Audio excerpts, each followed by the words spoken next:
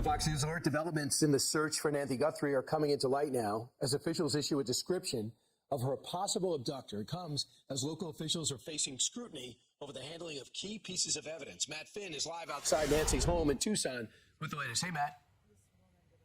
Hey, Brian, we now have an estimated description of that horrifying masked figure seen right here at the front door of Nancy Guthrie's home in that arched entryway behind me. The FBI is now calling that person a suspect. They estimate that he is between 5'9" and 5'10". They are calling him a male with an average build. You see him with the gloves and the mask and the backpack on right there in front of Nancy Guthrie's door. The reward for the information leading to an arrest has been increased to $100,000.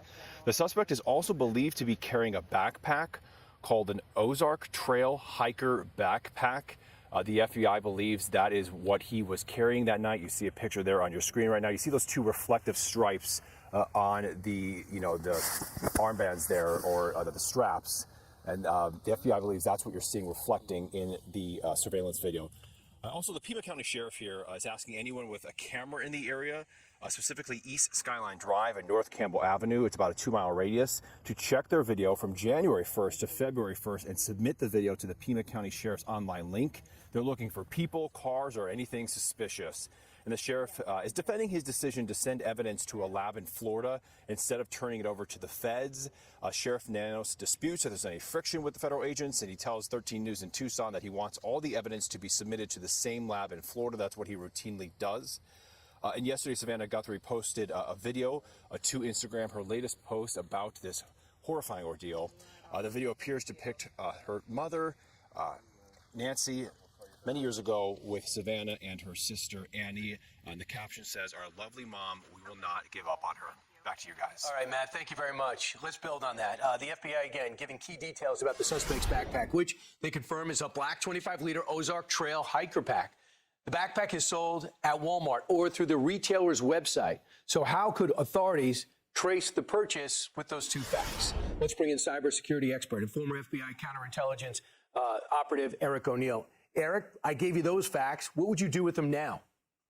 Yeah, good morning, Brian. Well, once you have the backpack, what the FBI can do and what law enforcement can do is go to the manufacturer and determine where all those backpacks are sold in the area. Then go to each of those stores or outlets, and I think the biggest is a Walmart that's very close to that home, and pull the transaction data from the point of sale. So if someone went and bought that backpack with a credit card, that is a great transaction record. Now you know their name and their address, and then you can cross-reference that to when I was on yesterday morning, we were talking about how the FBI uses their next generation identification. They have height and weight. They can combine that with driver's licenses, and they can look at the individual who bought the backpack and see, okay, that guy's 6'5", that's not who we're looking for.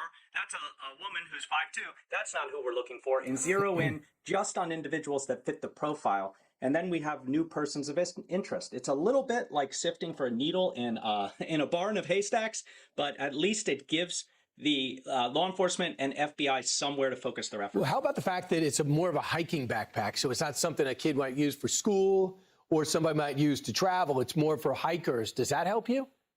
That's a good point, Brian, because anything that can narrow down the sheer number of people who bought that backpack that could be that target is important. And look, if it was a JanSport school backpack like my kids are buying, there's probably far more of them out there. So the hope is that it's a bit more of a narrow search, but it is still going to be a lot of work. And the FBI and law enforcement is used to doing this good old-fashioned sleuthing. All right, so just we have the description. It sounds like a description of most males. 5'9", 5'10", average build, wearing a black 25-liter Ozark Trail hiker pack. But keep in mind, we did see him without the pack, too, in the same video. It's the same Nest video. I give you that. What I was wondering, I kind of indicated that they could take that mask off through facial recognition and give you an idea of what this person looks like. If that is indeed the case, why haven't we seen that already?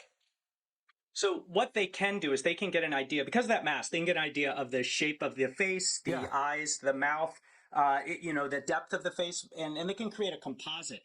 but the composite isn't going to be something they want to release to the public because it's just not going to look exactly like a person, and it's not going to give a great match. What they can do is then use that composite when they have persons of interest to say, okay, this is somebody that looks at least somewhat like the person we're going for. And I'll bet that is one of the reasons they zeroed in on that delivery driver that had his house raided by the FBI's hostage rescue team, HRT, yesterday. So there might be more of that as they continue to zero in and use use technology to try to find the target. And just to pick up on what we were talking about earlier, they're very specific about the home camera information they're looking for. They're saying January 11th between 9 p.m. and midnight, and then January 31st between 9:30 and 11. Now they want everything, but that's really where they're focusing.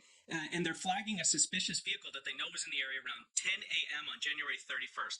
That's very detailed. So they're asking people to go through the history of their Ring and Nest and other home security cameras. And then the way that they do it is they submit it to the Pima County Sheriff's website. That all gets pulled in, all of that video that people are going to be submitted.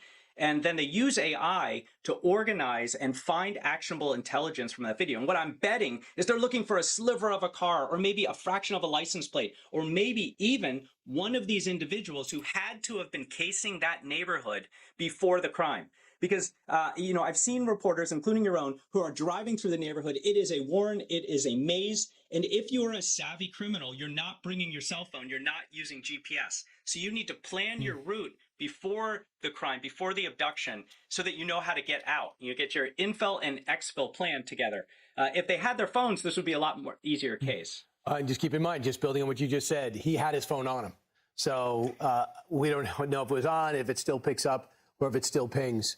Depending on the model, the phone continues to connect, is what a lot of people forget, even if you turn it off. But then they're relying on when it pings a cell tower, where those cell towers are, and it's not like the movies where they zero in precisely where you are. It's like within 100 feet, within 100 meters.